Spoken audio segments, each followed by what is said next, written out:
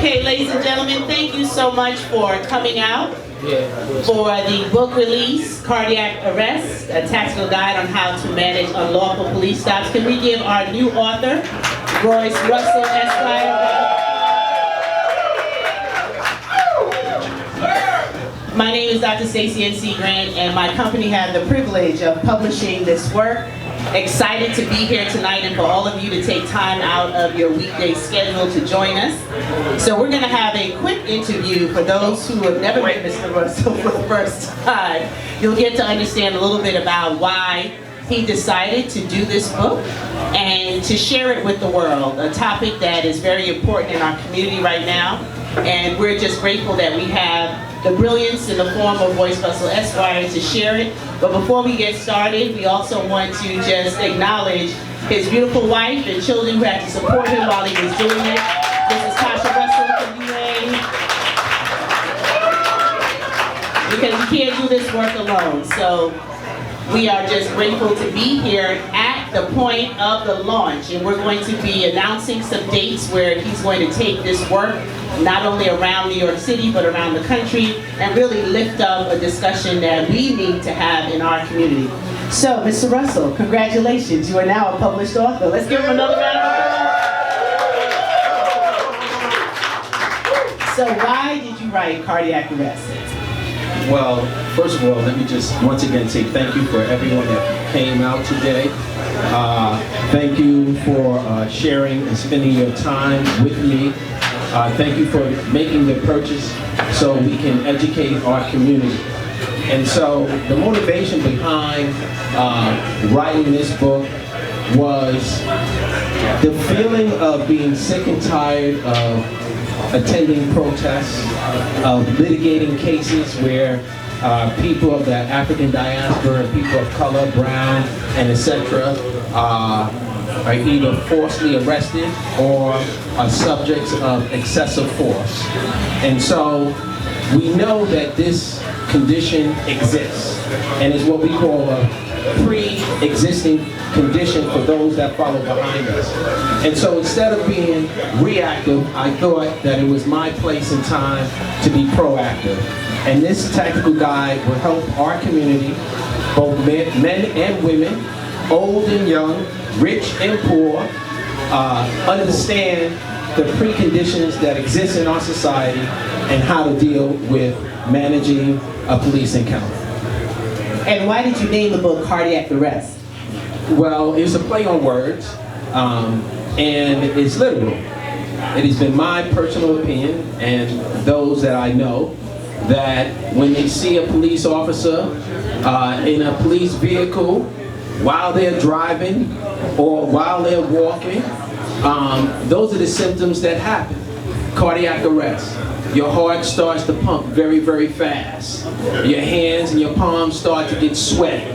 Your blood pressure raises. And then at some point, at the point that that officer actually says the first words to you or tap on your window, your heart actually stops. And you have to take that moment and reflect, how is this going to end? And your life goes by so fast. Like you remember when you were in first grade, and you remember when you were in no grade, and you want to make sure that you get home to your family. So that is a symptom of having a heart attack, right? And the play on the words is arrest, because literally, if you don't manage, if you don't handle the situation in the right way, you will be arrested. So that's how I came up with the title. Get your round of applause for that. Now, some people might wonder, is this book anti-police? Oh no, by no means is it anti-police. It's pro-education. And it's pro-education for people in our community and people outside of our community. In no area of life do you walk uneducated. And so this is just giving us the footing to be educated. There is no course that exists in the public school system or in the private school system that will teach you this. Many times when this happens, the kids, the young men, the women, the adults, the real young don't speak about it with their parents. So it's not a subject matter that comes up. It's not like the birds and the bees. We know the birds and the bees are going to happen, and you can guarantee someone or someone that you know is going to be stopped by the police, and it's not going to be for a lawful reason. So we have to be proactive in having these conversations. And so this is the tipping point of being proactive. In having these conversations. And then once we take that and we develop it more and more, then we'll be proactive and use our voting rights not to vote by way of party, but vote by way of person and people. I don't care if the person is a Democrat. I don't care if the person is a Republican. I don't care if the person is a progressive. I need to know that that person has my best interest at hand and at heart, and the ideologies that person follows, you need to be with that person. So, as I say, this is right time, right now, and I'm the right person to write it. So, there we go. So in the book, it's an actual tactical guide, because a lot of people have talked about this conversation almost every day on the news, and they talk about how they feel, but you actually given some tactical ways in which people can be prepared to handle the stop. Can you talk about your slogan, Think Calm, and what that means as you develop this tactical guide? Well, one of the things throughout my professional experience and my personal experience is that when we have this encounter, or when we see others have this encounter, emotions are very, very high, and rightfully so. But emotions sometimes take over the moment. So what better way to capture what is going on and to be able to seek some type of redress, seek some type of conclusion that is on a happy end for a person that's a victim of a false stop or excessive force. So one of the things I thought of was you have to remain calm. You have to think calm.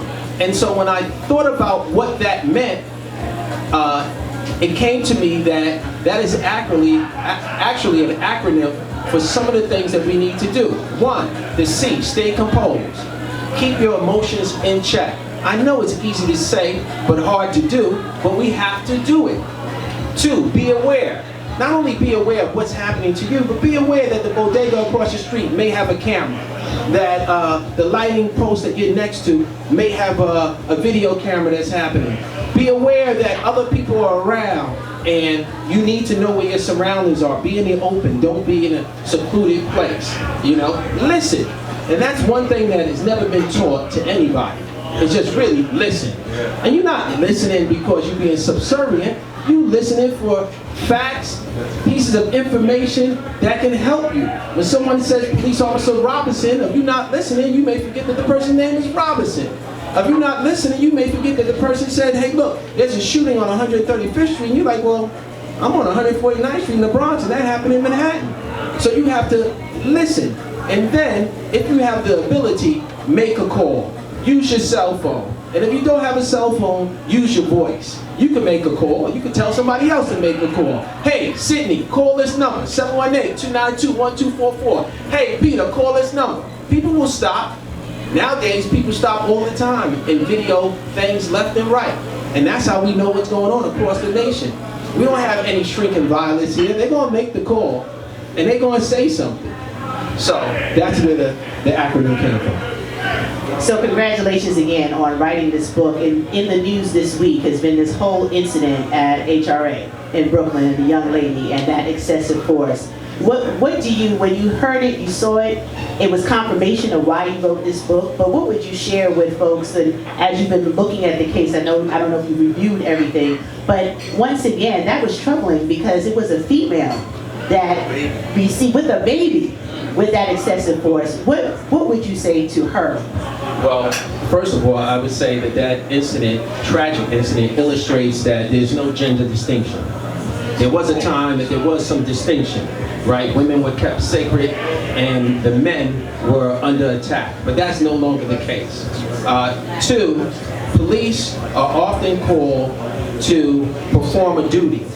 And in our community, we have to realize that a majority of the time, or let me just say some of the time, they may do more harm than good. So, when they come in, you have to be prepared to understand that what you thought was going to happen may not actually happen. And then I was thinking, well, you know, as a police officer, you should be there to de-escalate, not increase the violence, to de-escalate, to have the fortitude and the professionalism to say, hey, look, what's going on here? Is there any immediate threat? Is there any weapons? If not, how can we verbally create a situation that's beneficial for everyone else? And so those are just some of the thoughts that came through my mind. But the last thought was, when we look at the motto, the slogan is courtesy, professionalism, and respect. And we can draw an X through all of that, because there was no illustration of any courtesy, there was no illustration of any professionalism, and it damn sure was no illustration of respect. So that was my take.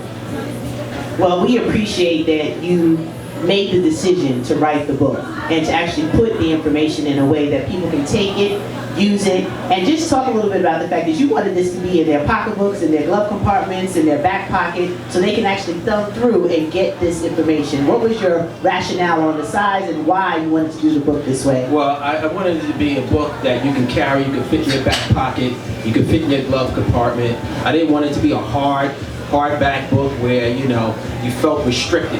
You could bend it, fold the pages, fold your favorite storyline, because within the book I detail stories to get the message across.